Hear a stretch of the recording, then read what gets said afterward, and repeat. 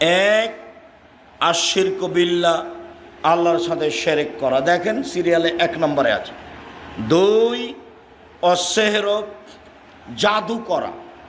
জাদু কিন্তু শিরক, জাদু করাও শিরক, জাদু দেখাও শিরক, ওটা হলো ভেলকি। 3, কাতলুন নাফস, মানুষকে হত্যা করা।